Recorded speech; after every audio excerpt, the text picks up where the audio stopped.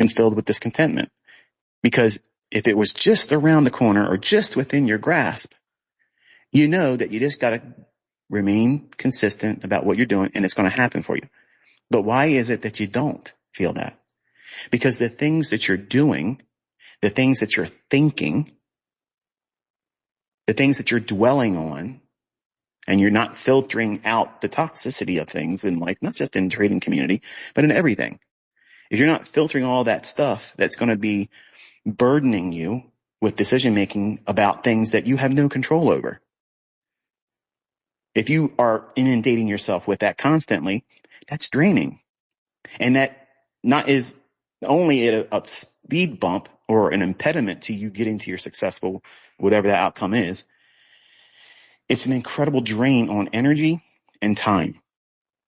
And anyone, no matter what level of fitness, aptitude, significance, position in life, whatever, if they're constantly feeding themselves negativity, toxicity, and letting that stuff steal and rob them of their time and energy in investing in themselves for the betterment of themselves, they're not going to be firing on all cylinders. They're not going to have everything at their disposal, like the wind behind their sails, moving them along.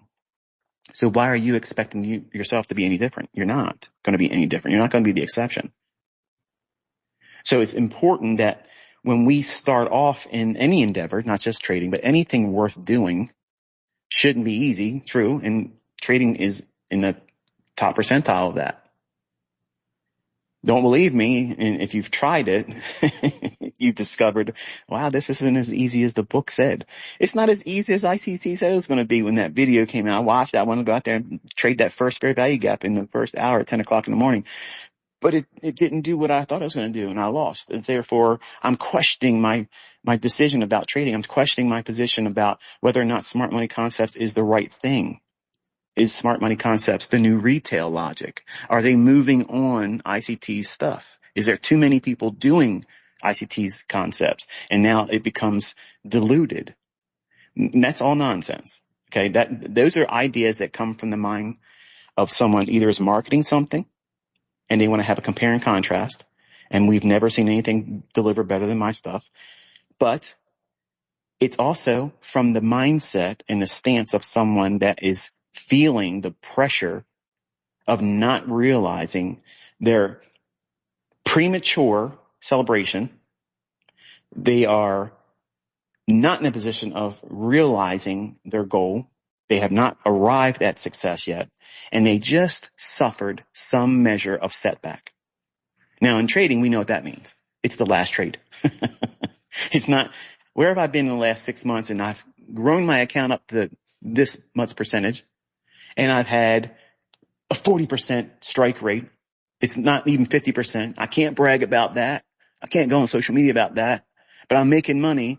But the last trade, even though I'm not profitable, the last trade I took, I did something impulsive, and I don't want to place the blame on me. So I got to look for something else to blame. I got to find some other fault. That is not someone that's pursuing excellence. You're inviting things outside of yourself to justify your poor execution, your poor preparation, your decision. You have to own that. And in trading, you can't just fault the next person. You can't fault, hey, you told me to do this, I did it and it didn't work. No. You have to own every bit of this. Every bit of it is yours. The outcome, whether it be profitable or unprofitable, deferred or early before you thought it was going to happen for you, that's all in your hands. No one can speed it up. No one can elongate it. They can't push it and defer it further away, but you. But you. But I want to commend you. I want to remind you that, it's Saturday, folks. This is one of the 2 days each week that the working class hero strives to get to. They just got to get to the end of Friday, and then I can go do what I want to do on those 2 days, Saturday and Sunday.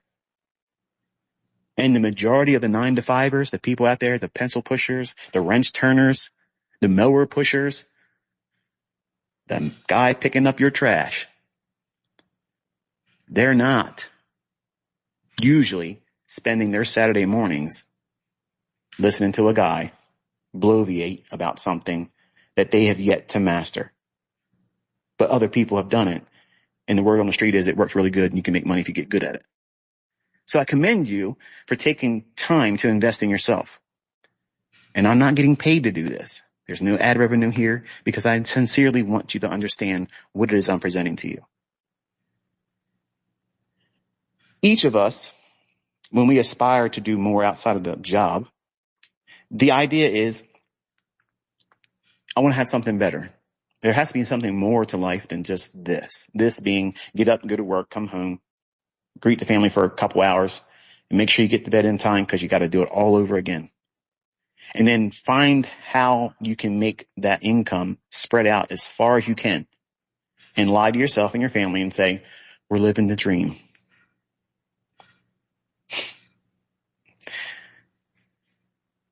They call it that because you have to be asleep to believe it. You have to know one thing. What you're doing right now, if this is the first time you were here, or if you recently just started, or if you've been continuously doing it every time I've sat down and talked to you, you are separating yourself. You are distinguishing yourself from the 9-to-5er mentality. You're not satisfied with that. And guess what, folks? There's people out there that's never going to do what you're trying to do right now. And they can live a content life because they don't have unrealistic expectations. They don't expect to win the lottery. They don't expect to have some surprise. Here, you made some extra money because you were related to this person and you inherited something. But they're happy with what they've done in life. They love their career. They make their bills meet each month.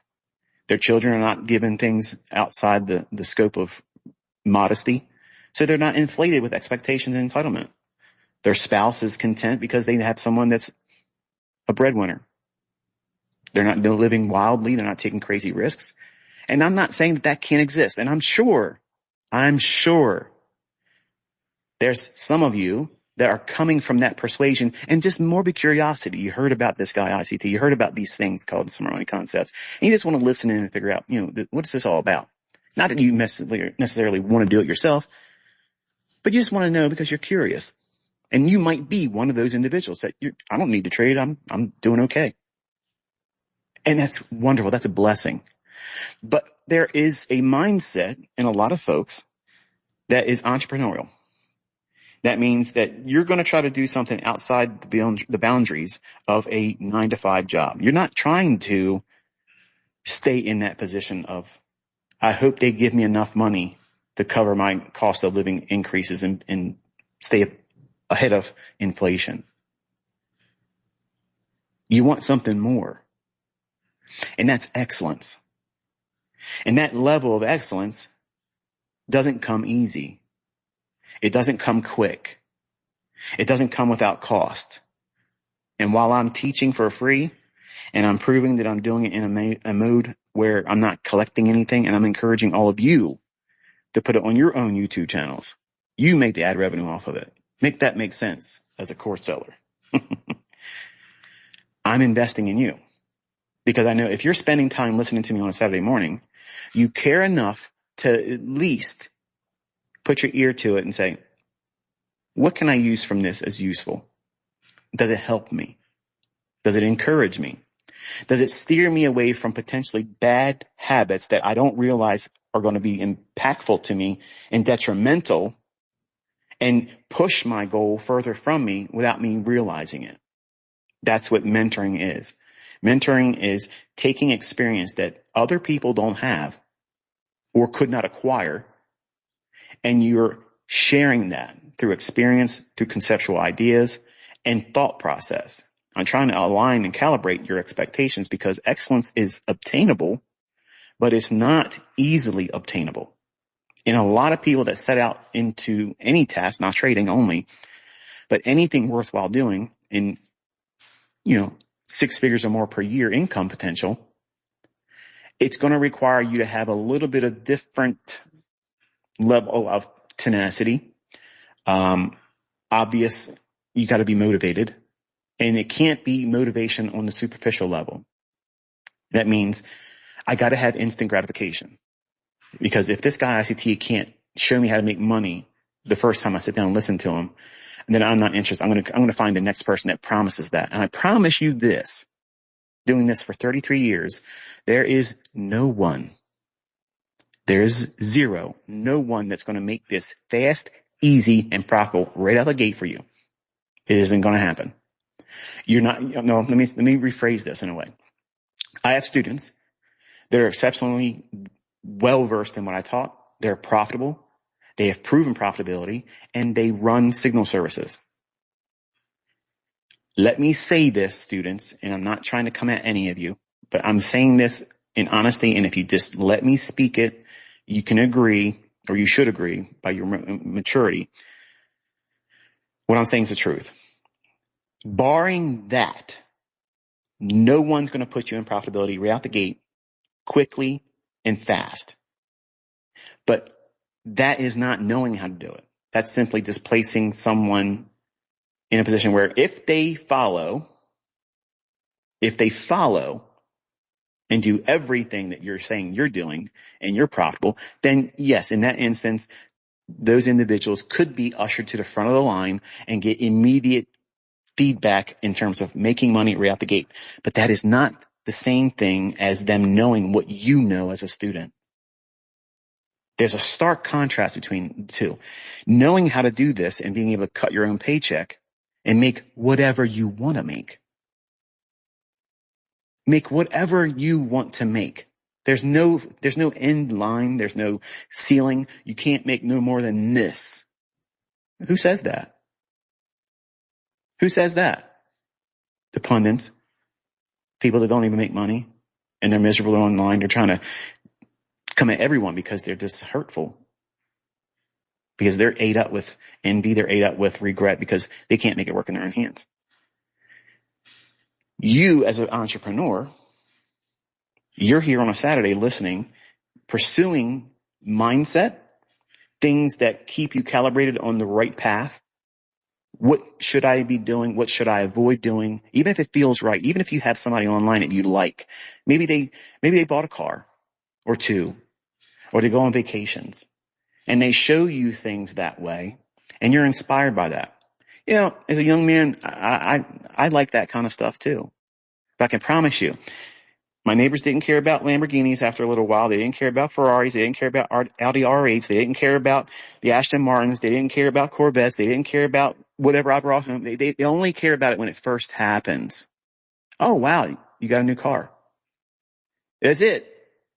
It's over. The novelty's worn off. And if you are pursuing that measure of success, where you can afford to buy things at inflated prices to impress people that you don't really care about being friends with, they're not going to have Thanksgiving dinner with you. They're not going to have something underneath the tree on Christmas time. But you care so much about their opinion about you, you're going to go out and spend $400,000, $500,000, $600,000 for a car to get them to say two things. Wow. And how'd you do it? Once that novelty's worn off, you have that depreciating asset. Make that make sense. Because if that's all you're doing this for, let me tell you, that's stupid. That's dumb.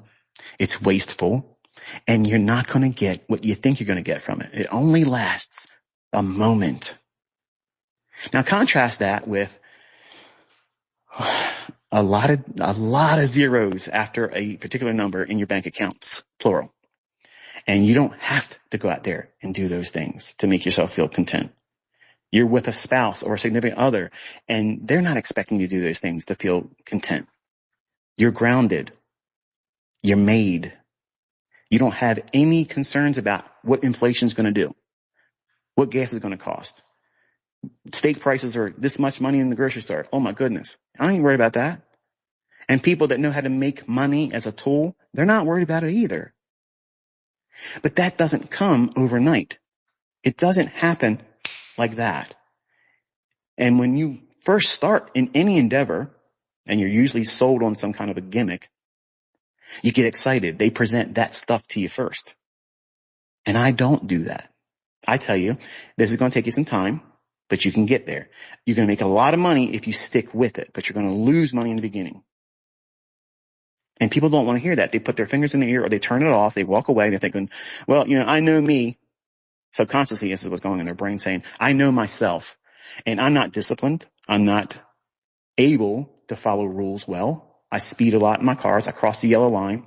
I do everything I'm not supposed to do. And if I can get away with it, I'll brag about it. That's a character flaw.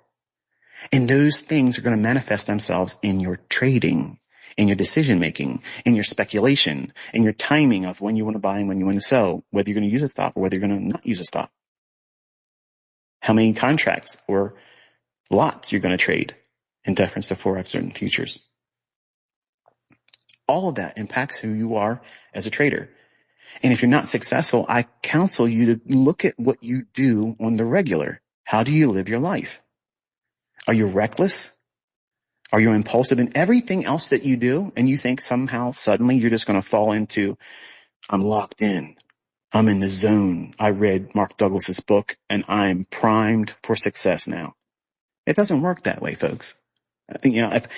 If I was marketing something and I want to, have clicks and people listening to me just because I can bring a large crowd, I would do all that stuff. But that doesn't make you money. It doesn't do it. It does the opposite. It builds expectations and it toxic inflow of unrealistic expectations for someone that's first starting out. And you having an entrepreneurial mindset, because you're here on a Saturday morning, this is your off time. You're here listening to someone talk to you. And I think I got a little bit of credibility now. And I've presented some pillars in our community now that have proven that they're millionaires. And they use the stuff that I teach that you're learning. And they're no exception. No backhanded comment meant there. I have no students that are superior intellects. There was no advantage of them being super smart ahead of time. Okay, let's put it that way. In fact, I have extremely intelligent people, neurosurgeons, astrophysicists. I have people in very, very high seats in their employment. Very, very intellectual people, much smarter than me. And I'm not saying that I'm a smart person. I'm just saying that I'm impressed and in fact, many times intimidated when I talk with them and this is what I do, this is where I work. And, it's humbling for me for them to say what they're learning from me is challenging for them. And to me, it's not because it's hard. It's not technically hard. It's that they're very, very academically smart. Like my uncle, academically smart, book smart. And it's very hard for someone book smart from academia to come into this field unless you're a quant and you break things down algorithmically.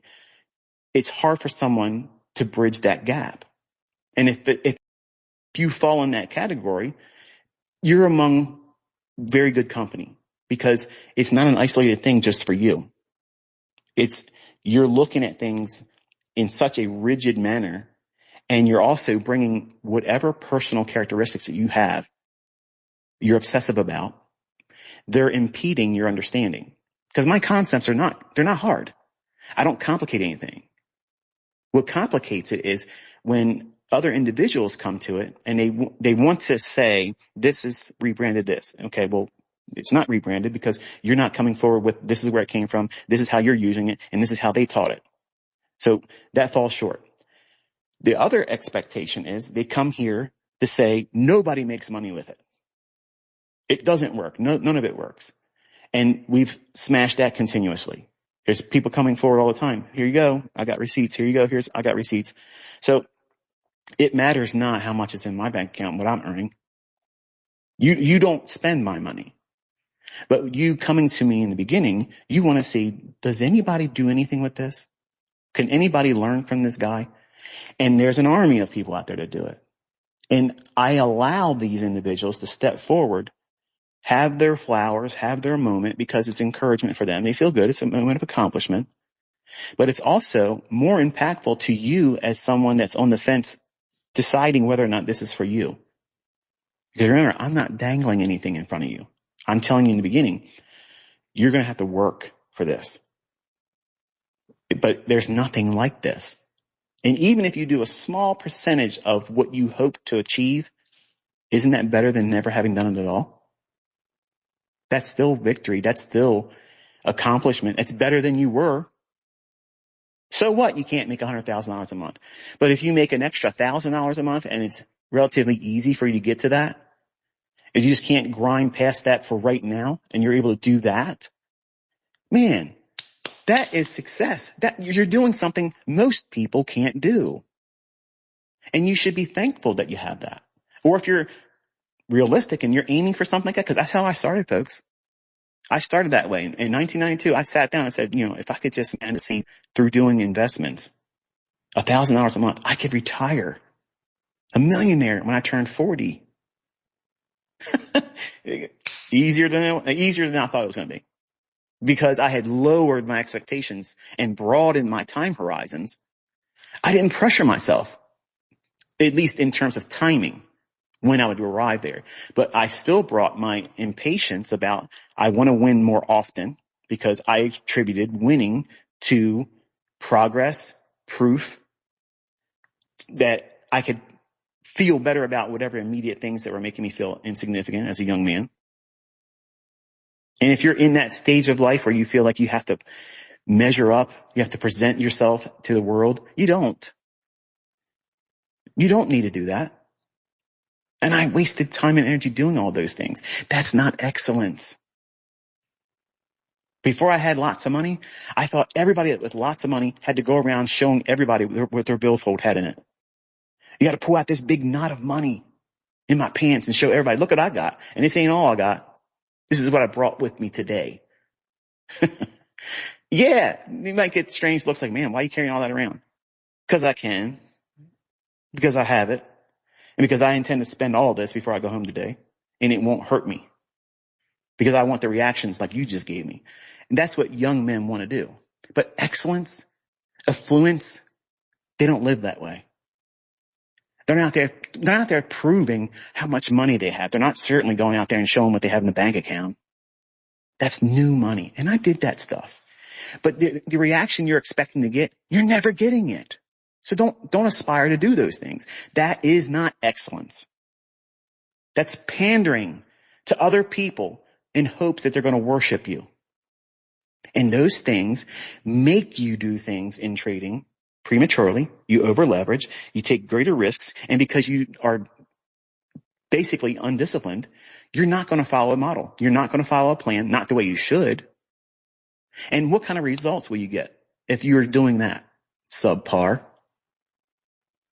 And because you're doing it through these internal mechanisms that as men, we wrestle with it all the time. We all wrestle with it. I wrestled with it. Every other mentor out there that's trying to sell a service, a product, attention, watch my live stream, use my code, do all that stuff. They are all wrestling with it. But they're trying to put their best foot forward and try to make themselves stand apart from everyone else. And when they're all the same people, they're all wrestling with it. So I'm just trying to be a voice of reason and remind you that when you first start out, you have to prune a lot of these things away from yourself because they're detrimental to your development. They're going to hinder you. And you can't speed it up. No one can speed it up for you. So you have to give yourself permission to grow at your own pace and don't schedule your success. I better learn how to do this by this day, this month. And if I don't, I'm done with this. Then if that's what you're going to do, let me please give you the best piece of advice. Go do something else. I mean that sincerely because you're going to waste your time. You're not wasting my time or anyone else's time listening, but you're going to waste your time. And I would want to be told this in the beginning. If I knew that I'm going to be impulsive, impatient, undisciplined, irresponsible, not own my own mistakes, and not learn from these mistakes as opportunities, because that's how we learn. Anybody that tells you that you're going to walk out there and have 90% strike rate, you're going to be able to make lots of money, it's not going to be easy, you're going to have very small stop losses. Come on, man. And they're going to sell the course to you to do that? They're not going to sell you a course if they can do that. I can do it, and I'm not selling you anything because I can make as much money as I want without ever having my hand held out in front of you. That's how you understand who knows what and who has to do what. I'm providing you a roadmap. This is how you should live. This is how you should perform as a trader. You want to be independently thought-based. You want to be principally and purposely intent about what you're studying, and be realistic, sober-minded about how long it may take you. It's left up to however long it takes, because you're pursuing this. Forget about how long it takes. It's not like college, folks, where I have to report to the class and I do the work. I get the credit and I go to the next course that I'm required to go. And after 4 years, I get my degree. That doesn't guarantee you're getting the job. That guarantees nothing. That just means you got a participation award. That's it. That's what a college education is. Today, it's minimized to just that. In this, you're in it, hands in it every single day. You're learning. Do you really have it in you to be a trader? Because if you can't warm up to the idea of back testing, which is everything you do in college, drills, exams, experiments, labs, remember that? That's what the first half of your career is about in trading. You're learning. You're getting your hands in there. You're cutting open that frog to see what its digestive tract looks like. You're getting your hands gooey, and it doesn't smell good. It's gross. Well, that's what it's like backtesting. This is boring. How am I going to make any money doing this? You're going to make all the money you're ever going to want by doing that. Because what you're learning to identify, recognize, seeing repeat over and over and over again is determined by these experiences in that backtesting environment. You're building the opportunity for your subconscious to retain, this is what it looks like in the past. When it does these things, when price behaves this way, it looks just like this. It does it at this time. It behaves like this. It fits the criteria. It follows all of the characteristics and tenets that I teach. It's not enough for me to give you one video and say, here is optimal trade entry. This is what it looks like for a short. This is what it looks like for a long. And then you think doing this viewing of a video that you now have acquired the skill to go out there and recognize that. You don't. You have to go through price action and see how it behaved and how it formed in the past. Because what that does, it locks into your understanding, your observation skills, that you will immediately run right into it and see it in price action. And you'll be able to anticipate it forming because you've seen so many examples of it so many times. It becomes just like a truck driver or someone that's driven a lot. You're driving down the road, and you've probably done this last night or today. You're probably listening to me driving, and you probably just had it happen to you. You're driving, you're looking down the road a little bit, and this car, you know this car is going to jump in front of you without a signal. You're thinking it. And so much that you've done it so many times, your person sitting in the passenger seat, you should watch this person. He's going to come over without a signal and change lanes with no signal. And they do it. And then you want to look at them and smile like, woo! See that? I should put a 900 number up there and do psychic readings now, right? You blow it up to be something bigger than it really is. But what is that? It's intuition. Why? How did you know? How did you know? How did you bend time and space? You leaped forward in time continuum and came back with information that nobody else had, and you predicted that person in that car with that stupid bumper sticker. Whoever uses bumper stickers today is retarded. Bottom line is you predicted the future. And it happened. Can you imagine if you could do that consistently? Well, guess what, folks? That's like timing the market. You know what they say you can't do. Oh, that's good. The bottom line is this. You can learn this. You can predict every individual candlestick's formation. As it's forming, you will anticipate what it will do and what it should not do. Why? How could you do that? How are you able to predict when they're going to cut in front of you without turn signal? Oh, you're listening to no music. The radio's off. All of a sudden, bang. Song just jumps in your head. It's not on the top 40 list right now. It's an oldie but goodie. But it just literally just jumps in your head. You turn the radio on. What's playing? That song. How on earth did you leave your body, jump onto the astral plane, grab that information, come back, start singing it, and then all of a sudden it's on the radio? How'd you do that? That's what it looks like to everyone else. Voodoo. The voodoo that we do, that technical science.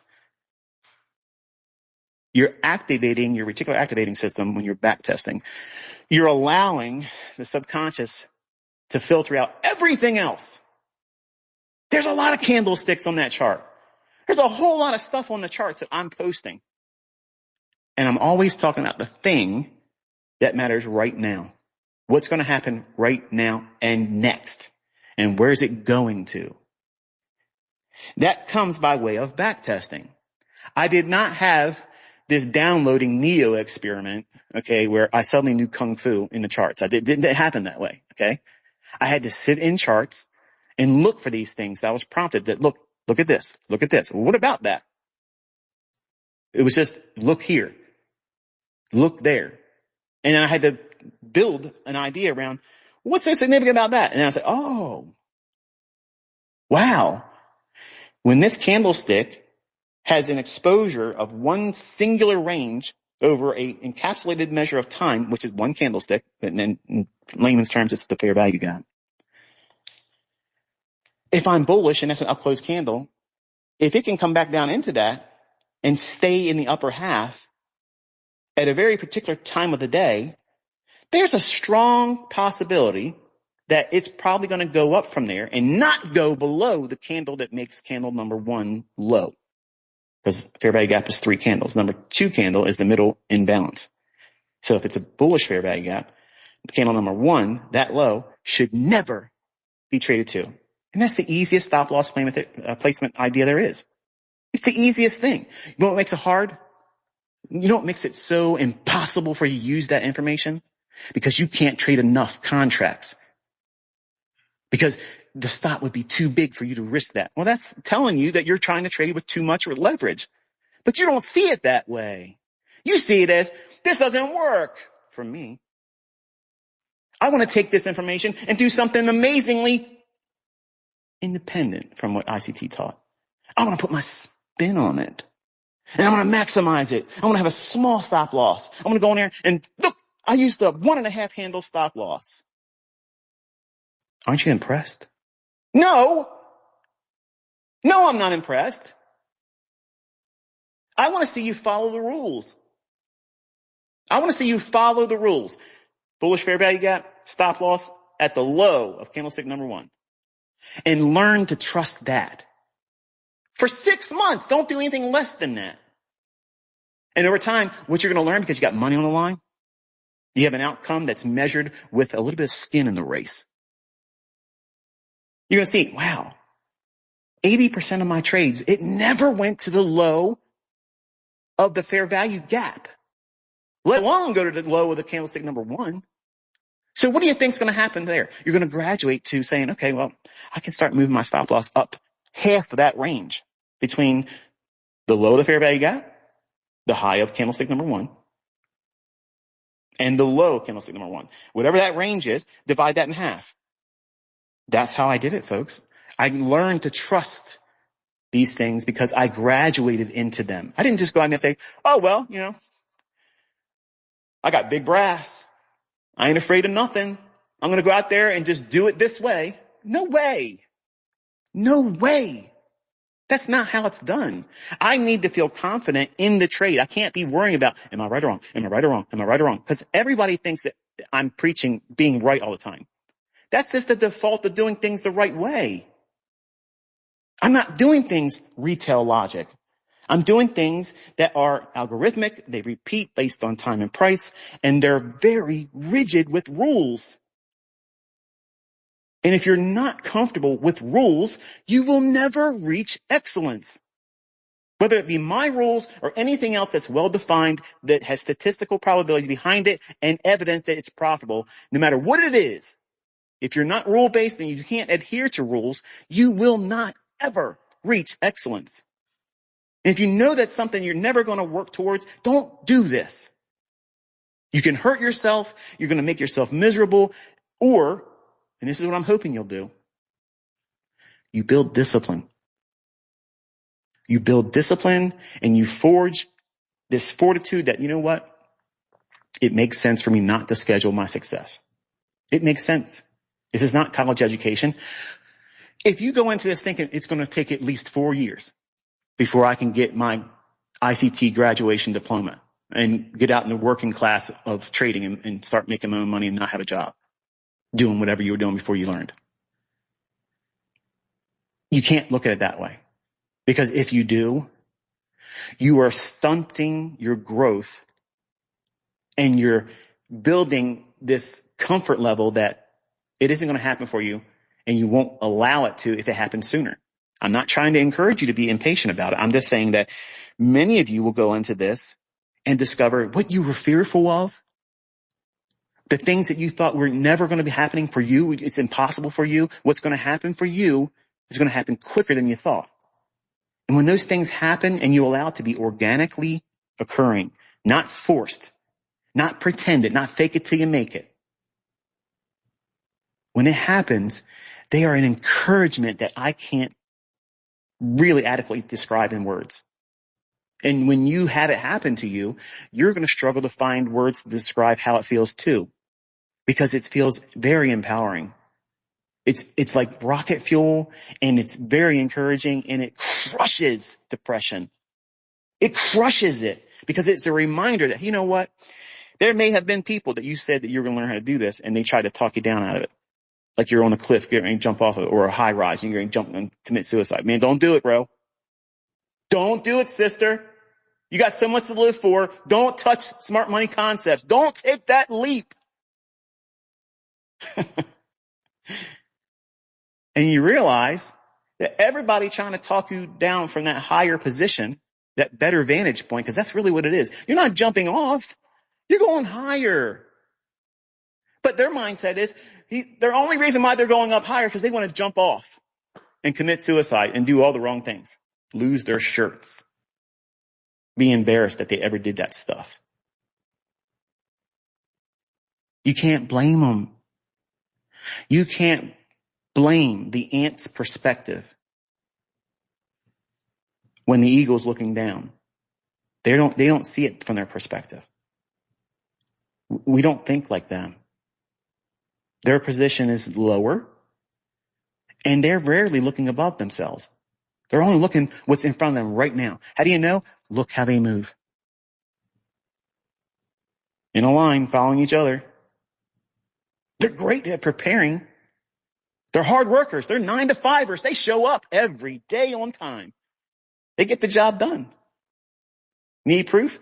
Take a piece of chicken down, put it on the sidewalk, and see how long it takes for a whole army of them to come out there. And they're following each other in a single file row. That's not what we are. We have our wings spread open. We have a different perspective. We have heights that we're enjoying. The wind is beneath our wings. We're not trying to do much. All we have to do is spread our wings open. And the winds of success, of the things that we put behind us, the back testing, all of these rules that we put behind ourselves, that's what's giving us the lift. Sure, there may be an air pocket in the eagle's wings, even though they're spread out and they drop a little bit. They make an adjustment and they're back in the same thing they were doing a moment ago. They're not panicking and forgetting I forgot how to fly. There's a disturbance. There's a big gust of wind. Something happened. I forgot how to fly. I got to start doing something. I better get down there and start walking around on these claws. I got really strong claws, these sharp claws, these talons. The wind just changed a little bit. I got to get out of the air and go down there and walk around on these claws. They don't do that. They don't do that. But that's exactly what people do when they try to learn how to trade. They don't discipline themselves. They don't stick to what works. They don't even know who they are as a trader because they don't do back testing. They don't journal. They don't log. They don't tell themselves you're doing the right things right now. And they encourage themselves in their journal. If you're going on social media, asking other people to pat you on the back that you did the right thing on that trade, you're doing it wrong.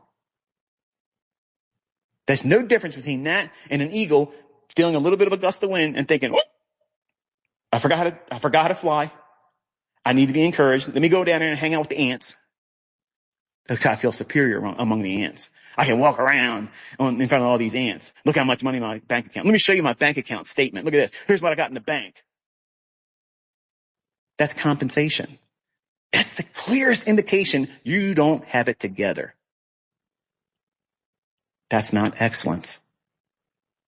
Excellence is, you never hear that person brag about what's in their bank account and show this is what they're in their bank account. This is what they just spent money on. This is what they bought. This is what they did this and did that. They own this. They went here. Wow. They're pretty boring. But guess what? That person ain't boring.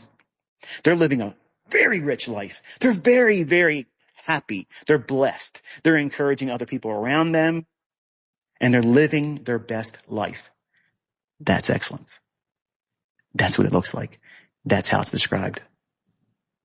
Everybody that has real wealth doesn't flaunt it. They don't force it down your throat. And they are not trying to tell you, do what I'm doing. But look around. That's what you see in this industry. And frankly, it's disgusting. Because it leads you down the primrose lane and you're going to do things based on impulsiveness because you want to get to the front of the line. You want to drive those nice cars. You want to be able to brag about how much money you paid. Sure. Nice things are nice. But a whole car collection, a whole warehouse of cars that nobody needs to see doesn't make you excellent. It doesn't make you a good trader. It doesn't define you as a person, female or male. It doesn't make you better than anybody else. But you know what excellence is? Excellence is waking up, knowing exactly what you're going to do, when you're going to do it, why you're going to do it, how you're going to do it, and no one's opinion about what it is that you do or won't do can change or affect it in any way. And it's profitable. That's excellence. That's what I promise you. If you stick to the things I teach in rule-based ideas, that's the lifestyle. That's the lifestyle and the mindset you'll have.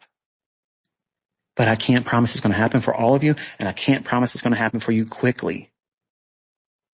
And it's a struggle because we as organic beings, we're stuck in this body. And this body wants to do things that it shouldn't want to do. And we wrestle with it. And we have emotions and we have needs on a psychological level where we need to feel validated. We need to feel coddled sometimes. Even if you're really strong and burly. Sometimes you just need to be told, you know what? I love you. I care about you and I would be miserable without you. And I'm just thankful that you're just here with me. Sometimes we just need that. And when that's given to us, man, I would do anything for you because I know you care that way about me. That's living well. Not, I'm glad we have all this and I can afford this and I can do this for you and I can pay for that. That's superficial. That's all momentary. It's fleeting. It's here for 1 minute and it's gone. You need to have purpose in life. And I don't want people learning from me to get rich and go out there and flaunt what they have because that level of living, that is very superficial. It's shallow. You can't You can't make people with money like myself. I'm not impressed by any of that stuff. In fact, it's distasteful. And it's aimed at a demographic that is going to be motivated to pay for something when it's done that way. I want it so bad, I'll buy in on that idea because I want to be like that. And I've done that and I wasn't happy. And if they were happy, they wouldn't be shilling because they'd be content. Contentment is, I don't have to do anything and I'm happy. I don't have to get out and do anything. I don't have to make YouTube videos for ad revenue. I don't have to go sell courses. You guys are barking for these books. I know what these books are going to do. I already told you everything in these books is on my YouTube channel. But I want to teach you how to live well as a trader. But that first half of your career, that first half is going to be filled with doubts, second thoughts, regrets, wishing you would have did this and not that. Wish I would have never listened to that person. I wish I would have learned this sooner. And you're going to wrestle with all these things that you have no control over. What if thinking? What if I did this? What if I did that? And what if it doesn't do this? And what if I don't make enough money to be able to pay for a house in cash in the next 5 years? What happens if you can get the down payment? Is that failure? No. So you have to allow your goals to be organic as well. Let them materialize as your skill set provides the means to be able to accomplish them. By forcing all this, I have to, you increase the level of demand on you. It's impossible to enjoy the process. When I was younger, I wanted to be a cook. And I loved watching cooking shows. There was a Asian man named Yan Can Cook. And just very good entertainer. I could barely understand what he was saying many times, but I was still entertained by it. And he would make these dishes beautifully. He would garnish them. He'd cut a turnip up and shape it all up and look like a turkey. And it was amazing stuff. And I was like, I want to make food that looks like that. Now think about what I just said. I wanted to be a cook so I can make food look like that. And you know what?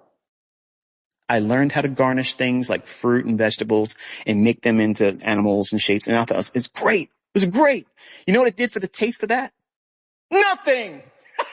It did nothing for the taste. So what did I do? I pursued learning how to cook. I pursued culinary arts because I wanted to be a good garnisher. I had no interest in making food taste good. I was young. I was 17 years old. Here I am watching public television. Every possible cook show, I'm watching it. And VCR tapes in, recording it. And the ones I didn't like, I would record over the next time I was on. I was obsessive. But what was my task? I wanted to be a good garnisher. I wanted to make things look amazing with food. But it did nothing for my skill set in terms of making the food taste good. I'm sure Yan made that dish taste amazing. I never had the opportunity to taste it, but he certainly made it look beautiful. Just like cake decorating. I wanted to open up a bakery and I wanted to decorate cakes. I wanted the cakes to look amazing. And I learned all that piping technique and everything, how to make a cake look wonderful. My family loves when I make my own cakes. But when I first started learning about these, I couldn't make a cake that wasn't not overly dry. It didn't taste right. Something was off. And what was I doing? I was learning to make something look good. But I couldn't care less in the beginning if the thing tasted good. And then what I learned in my maturity is, you know what? Sure, I can boil water. Sure, I can do that. But what happens when I want to make the dish taste good? I don't have that yet. And that's where my focus turned to. I want to learn how to cook and make the dishes taste well. Good, really, really good. And look good. So I bring this up, and some of you younger folks right now are probably getting irritated by this. You're like, man, what does this got to do with anything? You're just ranting on and on. Here's the message. Okay. Here's the moral. probably getting into trading because you want the Lamborghini lifestyle, and it's tasteless. It's superficial. It looks good. But everybody that puts that out there, I promise you, they are ate up with pursuits of feeling significant, that they're miserable. And they constantly have to keep putting that stuff out there because that defines them in the perception of everyone else around them. Because they feel inadequate. They feel it. And my advice to you is as you're learning how to do this and you start making money, don't fall into that trap because it doesn't fill any hole. It creates this vacuum that you never fill. You never fill it. You might have lots of money and you're going to have to keep buying new cars and buying new things, buy new houses. You can only do that so much, folks. Until it really comes down crashing on you. Like, this doesn't really make me happy doing this. So what is excellence for you? Send it to me as a tweet, as a response to this invitation here. Let me know what's success to you? What is excellence in success for you? What is that goal? Where does that mile marker exist in you? Because if you don't have that, if you haven't defined what that is, you're going to miss that target all the time. Did you miss it? Did it go over your head? Unless you define exactly what you're aiming for within reasonability of your proper skill set at this moment right now, or where you hope to be at some future time that's undefined without a scheduled date to it, no expiration date. Success doesn't have an expiration date, and it doesn't have a best by date either. But so many times we treat it like it has to be this or nothing. And you wonder why you don't do well. Because subconsciously you said, if it doesn't happen by this time, then I don't want it at all. All or nothing. Oh, that's a gambler's mindset. And you need to have someone that's lived through that tell you that's what that is. And you may be not thinking about or recognizing it as such, but that's exactly what it is. You're putting in so much emotional emphasis on feeling adequate, feeling like you've achieved something in a short span of time. So therefore, it means you're the chosen one. The stars are aligned and everything was just, put in motion for you to be here right now.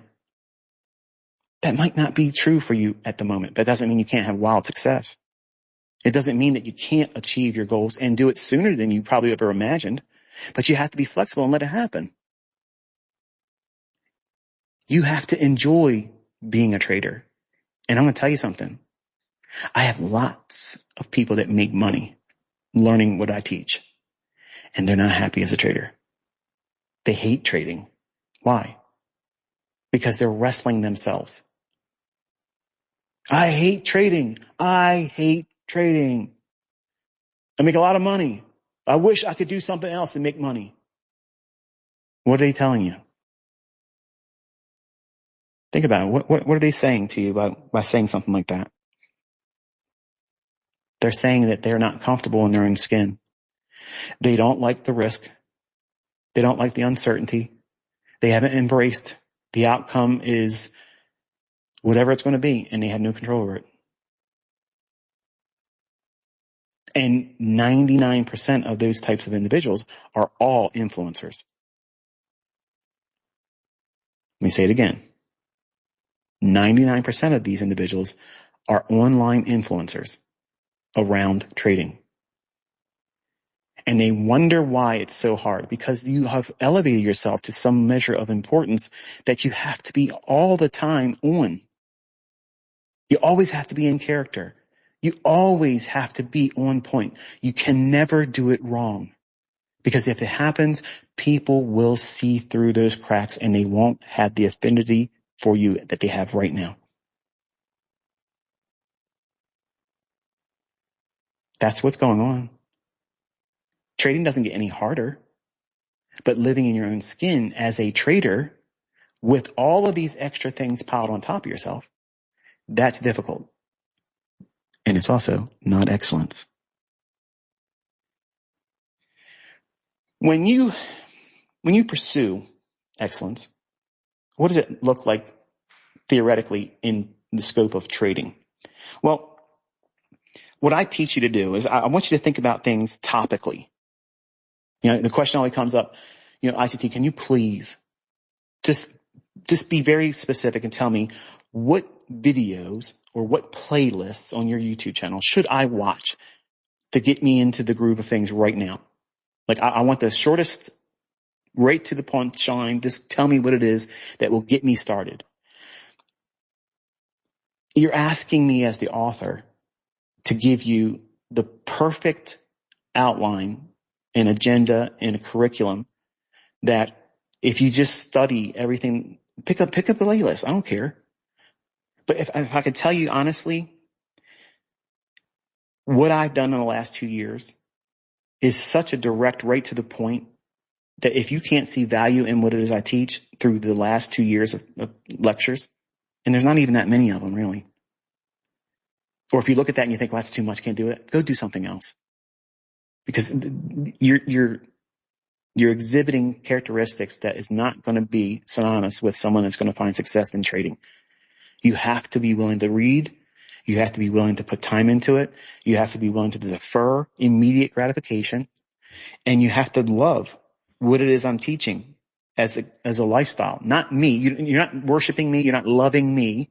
Okay? You're not hailing me king, goat, or anything like that. But you have to love what it is I'm trying to instill in you as a lifestyle. This is what you do in the form of meditation. You study price action. And by doing this, that it's going to leave a lasting impression in your subconscious. So that way, when you watch real-time price action, you will start picking up on, you know what?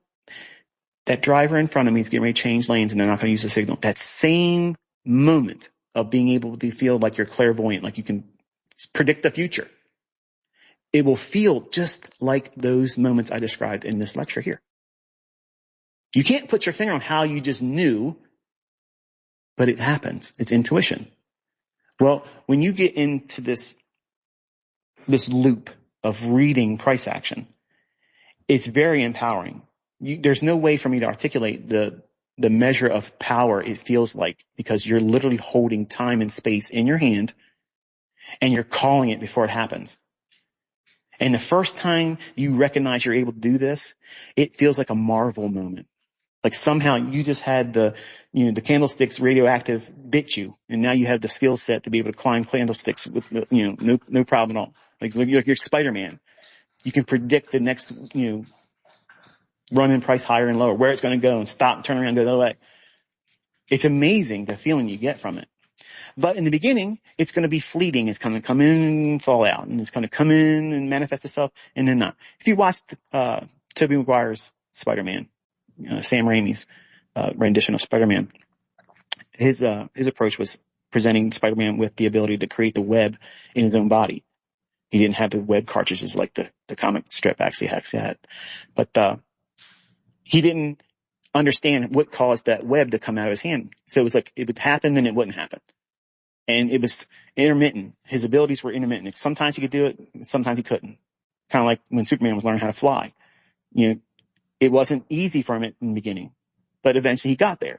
So here you have examples of two of the most powerful superheroes, and yeah, they're make-believe, but look at the testimony that they're providing for you. These are Marvel and DC giants in the comic book world. Their origin story showed that they didn't walk out and they had it all together in the beginning. So why are you expecting it? Why are you expecting that? Allow that growth. Allow that organic understanding to build into that Marvel-like response of you being able to read price action, because you have to learn that first. And you have to do that well for a period of time before you do what you think right now is finding the entry patterns. Tell me how to find the right fair value gap. I've done that. I've literally encapsulated it inside of 30 minutes or a maximum of 60 minutes. The opening range, or 10 o'clock, or 3 o'clock in the afternoon, or 8 o'clock in the morning, where you get the best of both worlds. You have opening range at 8 o'clock to 8:30 news event, with news embargo lists, first presented fair value gap in that 1 30-minute period of time right there. Boom. Study that one. He always does this. He always does it. He just crones and crones and crones on and on and on. And then he drops something like that. That's how I do it. That's how I do it. Because it's not good for you to come in and eat the pudding before your meat. You want your pudding? You gotta eat your meat. Behave. Stop thinking like that. So the bottom line is this. By having a topical approach to the studying, each week, like it's a weekend right now, Saturday, 1st of November, 2025. Time goes by quick, doesn't it? Wait till you're in your 50s. It's zooming by. I'll be 54 soon, and I'm freaking out over it. I'm like, wow, there's so many things I want to do. There's so many things I want to do. And I can't do all those things and make videos and be online all the time with all of you. So that's what I'm doing. I'm living. But having a topical approach to studying, on the weekends, you should sit down and say, okay, I'm going to endeavor to study the opening range this coming week. My focus is primarily just on that. I'm going to study how the daily range is formulated around that first 30 minutes. What am I referring to?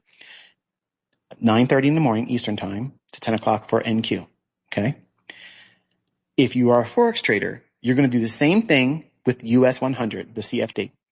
The same thing with US 100 is the same thing we do in futures trading.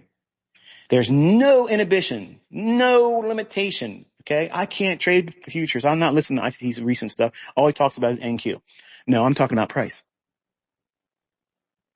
I'm talking about price at the right time. All you have to do is apply it to the other markets too. It happens. It's happening in euro. It's happening in British pound. Just because I'm not talking about it doesn't mean they're not formulating the same type of strategy there. It's happening all the time. But I'm trying to teach you to be a specialist. Pick one market. I don't want to trade Forex. And because you want me to, some of you think that that makes me less of a teacher because I'm not doing what you want me to do. When I'm trying to teach you as the teacher, this is what I want to do. I want to specialize in this because I told you to specialize in one market. Am I walking the thing I'm teaching? Yes, I'm walking it out. I don't care what gold's doing. I don't care what oil's going to do. I don't care what soybeans are going to do because China's going to start buying them again. I don't care. Because I'm trying to teach you to limit your focus on one thing and master that one thing and do one thing well. Because if you can do that one thing, and I'll tell you what that one thing is in a moment, you will make everything you need to make to live. And if you do that, you maximize it with heavy lifting through money management, not over leveraging, but with money management. It can do the heavy lifting. And what you can do with a cookie cutter approach of doing one thing well, what is one thing? Silver bullet. Wait for that 10 o'clock first fair value gap and an obvious draw on liquidity that matches the daily range narrative. Is it going to be bullish today? Wonderful. I'm only interested in going long. I want to see something in the first 30 minutes where it's traded down below some measure of sell side liquidity, absorb that, and then left relative equal highs. So right now you have a stage set. Perfect. This is not complicated. Why don't, wait a minute, wait, Michael, wait. Go back. You said you're bullish. How do you arrive at that? Because if you could teach that, I've already done that. Look at your weekly chart. What is it likely reaching for on the weekly chart? Some old high or some old low for the liquidity or the inefficiencies that exist before that old high or old low. That could be your first rung of low-hanging fruit objective. If it gives a yield of 75 handles or 75 pips or more, to do that, not even go to the old high or old low, that's your bias. Every day you look for that. Does that mean every single day is it going to be up close candle? No. But over time, you're going to know that because it isn't a down close day or it's an indecisive day, you know what's coming next. Bullish day. You have to allow some measure of, well, I guess, inconsistency in the beginning because you're learning, you're fumbling while you're learning how to do this. And that's all normal. It doesn't feel normal. It doesn't feel comfortable. It's not encouraging when it's happening. You need someone to just say, hey, look, this isn't going to happen for you anymore after that time or that instance of you falling down. But falling down is part of that process because you learn how to endure. How can you ever possibly learn to come out of drawdown, which is going to happen to all of you? You are all going to experience a series of losing trades. No matter how much you learn from me, no matter how well you get good at doing this, you're going to have a series of losing trades. It's unavoidable. You cannot avoid it. I cannot teach you how to avoid that. But you will encounter it. Now, pray tell, how on earth do you believe you're ever going to come out of any drawdown, ever, unless you have encountered doing it wrong at least once? Without emotion, without having a meltdown, without thinking, oh, this is different. They changed the algorithm. They're moving on ICT. It's the new retail, believing everybody out there that has all these stupid ideas.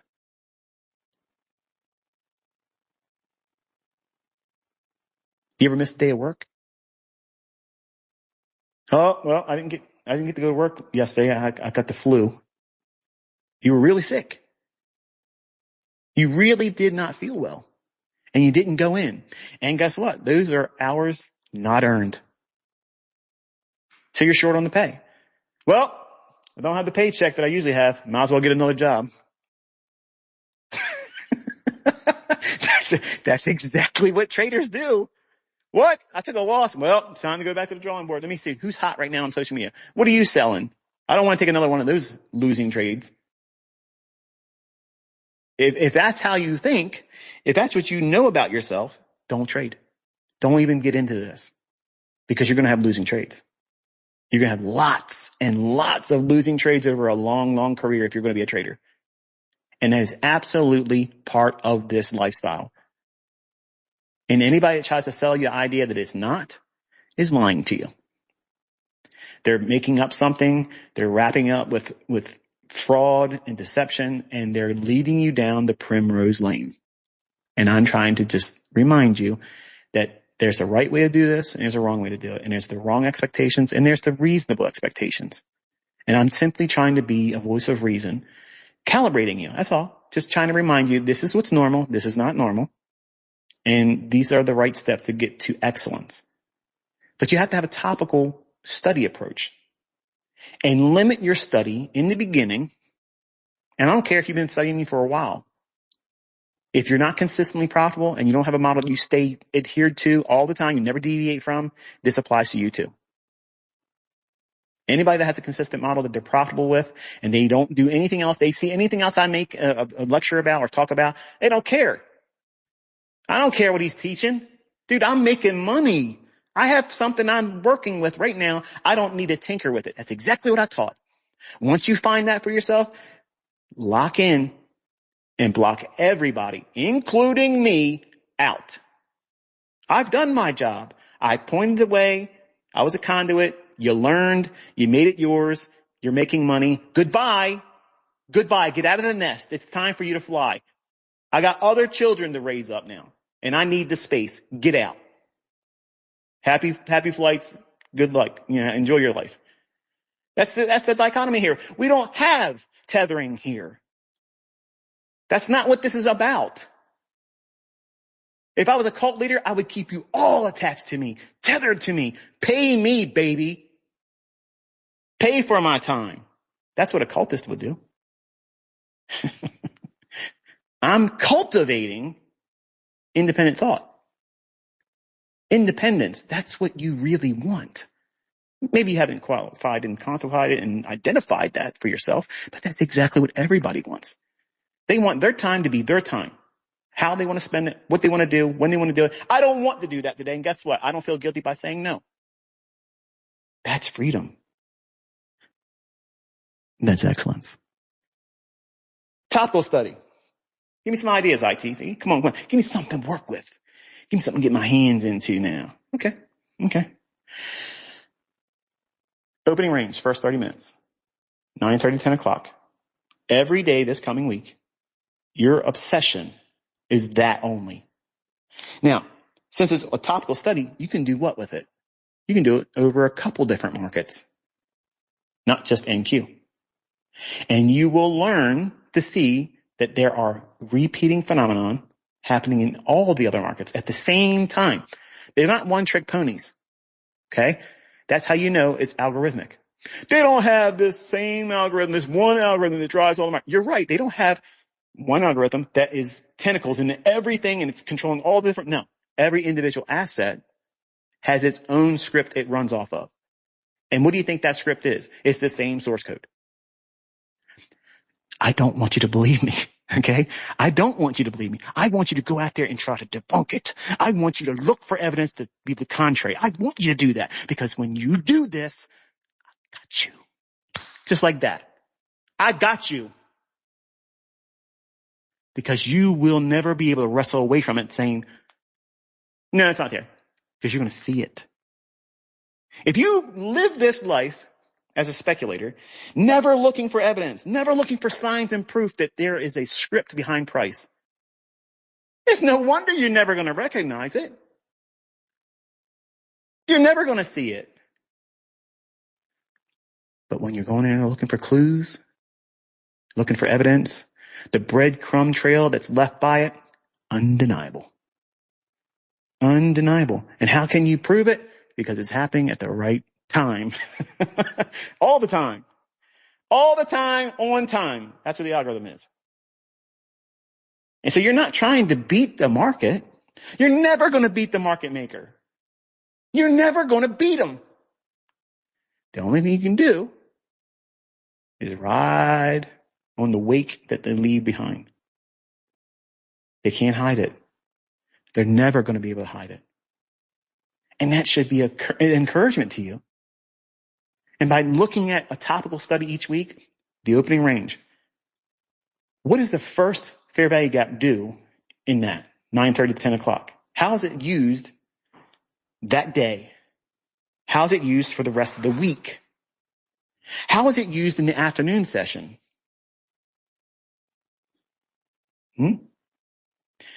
How does the first opposing imbalance, for instance, let's say, one of my students also asked about this. He's probably tickled right now because he knows where I'm going with this. Let's say, for instance, the first time the fair value gap forms in 9:30 to 10 o'clock in the morning Eastern time. So you say the first moment it forms, and it happens to occur on the basis of a down closed candle. So it's a SIBI, sell-side imbalance, buy-side efficiency. So down closed candle, imbalance, lower close. If you're bullish, if it trades down into that and stays with the bodies in the upper half, that's indication that it's likely to start spooling higher and order flow should be delivered on a bullish bias. That means up closed candles and then any down closed candles should support price. That's the dichotomy. Once you see that, it goes boom, boom, boom, boom, boom. That's your logic. That's what you roll into. That's your thought process. The very first buy side imbalance, sell side inefficiency that forms immediately, same time frame, after that first presented fair value gap, that's a SIBI. You want to recognize the first fair value gap that's a BISI. So it's the opposite of what the first presented fair value gap is. Okay. So if it's the first presented fair value gap, it's a SIBI, down closed candle. The first bullish up closed candle fair value gap, BISI. You want to start tracking that one too. Carry it through the rest of the week. Not just today, not just into the afternoon, carry it for the week. There's this relationship there that I want you to see for yourself. Not just today, carry it through the week. Okay. That's your topical homework for this week. Don't just do it in NQ because it's very simple. It only takes a minute to pull it up in your charts and click extend right. And then there you have all the information to study. So you can do it with multiple markets because you're doing a topical study. You'll be able to glean a lot of information from that. And you can do it with old data too. You can go back to the left, dig into old days, goes back as far as you can. And gather a lot of examples in chart form and annotations and be excited about what you see because you're going to see that there are very stellar setups in price action, price runs that were like, wow, that literally keyed right off of that. It did everything ICT talks about. Stayed in the upper half, stayed in the lower half. It presented itself perfectly at the right time. And all these things will repeat. And all of a sudden, what will happen is, by having a topical study mindset each week, you go into deeper understanding about that one topic. And there's 52 weeks in a year. Whether you're trading with real money or not, you got 52 weeks where you can do topical studies. Man, you could learn a lot over 1 year doing topical studies like that. When does the daily high and low form? You can add that in for the week as well. What constitutes the daily high and low? Where does it form? Why did it form? And you need to be very diligent about explaining to yourself in hindsight why it formed there. What liquidity did it take before it did it? What liquidity did it run to purge? What offset distribution was underway when the price rallied up above an old relative equal high or an old high and singular high? What was the primary function of price going there? What took place beforehand? Where did smart money get in? Do you have examples of that in your charts? Do you have examples in your study journal where you log that? I promise you, if you haven't done that, you're missing a great opportunity to understand all of the underlying pinnings of the marketplace that is alien to you because you're not looking for it. You're not actively pursuing it. You're just waiting for the next thing I'm talking about. When I've already laid down a compendium of things for you to, for the rest of your life, you have a rich tapestry in front of you where you have unlimited, literally unlimited opportunity to make yourself better at reading price action, which is necessary before you ever learn how to trade. Because before you ever learn to do the entries, you got to learn how to know. That doesn't sound good to other people in the industry. Predicting price is impossible. No one can time the market. Don't bother trying because no one can do it with any measure of consistency.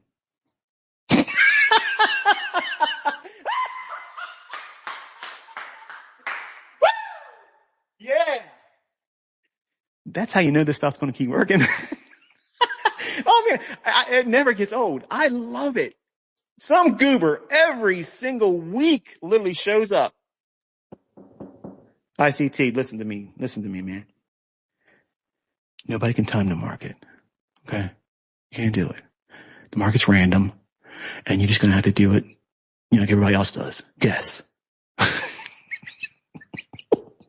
It's silly, isn't it? If you've been around for a while, you know what's up. It's silly. That's silly. And these people try to comfort themselves with that drivel. It's nonsensical. It's comic strip level lunacy. We know when they're going to change lanes without a turn signal. We know what song's playing on the radio before we turn it on.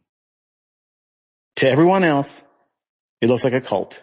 To everyone else, we're egomaniacs. No. We're just dialed in. We're ahead of the curve. That's it. That's all it is. And we're not trying to keep anybody else out. Come on in. There's plenty of room. There's plenty of room here. I got a table with all kinds of seats waiting for any of you to come sit down. It's free. It's free. Free gold. Free platinum. Free diamonds. All you have to do is apply yourself. Quit at any time. You're under no obligation. How's that feel? Hard to trust it, isn't it?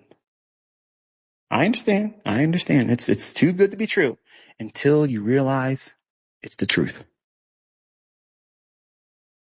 And what happens when you get to do this for a while and you get real comfortable with picking when the market's going to run, how it's going to run to, where it's going to go to? How do you know it's going to go to that level, ICT? Because I've done this for a long time. I've back tested. I forward tested. I watched price for a long time without taking trades. And then when I took trades, I did it with really, really low leverage. For me, I had to trade mid-AM contracts. Mid-AM contracts was kind of like a halfway point for commodities. You had the full size contract, and then you had a mid-AM. It was a partial contract. That was it. Unless you traded an option, that was the only choices you had. And we didn't have Forex back then. We had currency futures with mid-AM contracts. But now you have the luxury of minis and micros, and with Forex, you can dial it down to like a penny. Like you have such a degree of customization that I didn't have. So you have no reason for you to blow out your accounts. You have zero reasons for that. But you have all the reasons in the world to prove that you know what you're doing with the least exposure. And even that should be done after 6 months of proving that you can call price action in your own hands. It does exactly what you think it's going to do, candle by candle, and you're consistent with it. It doesn't mean you can't be wrong, but if you're wrong, it doesn't undermine the level of importance you've placed on the model you're trying to adhere to. That's excellence. Not insanity where you're trying to do the same thing over and over again, which is undisciplined, expecting a different result. You're going to be consistently inconsistent. That's what you're going to get. But because it's not what you want, you're going to go mad. You're going to desire something else to fix your problem. And you're going to reach outside yourself and blame other people. It may be your spouse. It may be your own children. It may be your coworkers, your friends. And you're going to alienate these individuals because your level of discontentment with yourself and your unbelievably unable to get to this level of consistency because you're trying to do things that's never going to make you arrive there. And you don't even recognize what it is you're doing because you're being stubborn. You don't want to listen to people that know how to do it. You don't want to listen to someone that's doing it. You don't want to listen to someone that's proving it. You don't want to listen to somebody that's got an army of people out there doing it on their own. I don't give signals. I don't tell people buy this, sell this. I don't do that. And they're making fortunes. And these companies out there are allowing it to be public record how much they're taking from them. That's undeniable proof that it works in other people's hands. And that's all I want you to do is let it work in your own hands. But you have to give yourself time to get there. If you force it all the time, you're going to fall short. And that falling down in any other measure of approach where you're not forcing the income, you're not forcing that you're profitable right away or in a short period of time. If you're allowing yourself to defer immediate gratification and look at the craft, the science behind what it is you're doing. Because money, listen to me, folks, making lots of money doesn't make uncertainty go away. You can make lots of money, but you will still have doubts about what it is you're doing on the next trades. I have students that do that a lot. There's other people out there that make money trading weird stuff that I don't have any affinity for, without beating them all up. And I got your email, Mr. Pitchfork guy, and that didn't prove anything. That is not what I'm doing here, and it's not. There's nothing out here, not one thing like myself. It ain't there. So I it was an amusing email, but it's still nonsense. That's why I muted you in the private mentorship too, because it's completely nonsense. But you're welcome to go and bloviate about it on social media and try to prove it and see if you get anybody else to believe you. It'd be interesting. But you're an audience of one. But the idea of having this expectation of finding the perfect never loses model. It's always upside. It's always big wins and never a losing trade. That model doesn't exist. That is the non-existent model. Nobody trades it. It doesn't exist. I don't own it. I don't have it. I didn't author it. And you will never arrive at that. So you have to warm up to the idea that you're going to do things wrong sometimes. And if you have adopted this idea of knowing your skill set is you can read price action well. Now watch here. We're going to take a big leap forward, a big paradigm shift that's going to take place now. For 6 months, you have proven with logs and journals that you have watched price action and you've recorded when you did it wrong. You've recorded what it felt like when you did it wrong. You're not beating yourself up, but you're recording when you did it wrong and what you felt. But then you encourage yourself in the same journal entry. Every other time, you're encouraging yourself nonstop. You're cheerleading yourself. It's literally like you're trying to give yourself a sugar coma. It's a love fest. It's self-love, and there's no shame in it because you need to encourage that inner trader in you that's still growing as a child until it grows to maturity and it can do anything and everything it wants to do independent from what you believe about your capabilities as a trader now. You have to coddle that internal person that who you are and who you're trying to be. That has to be done by you. I can only do it so much, and your loved ones and friends that if they support you, is a rare thing in trading.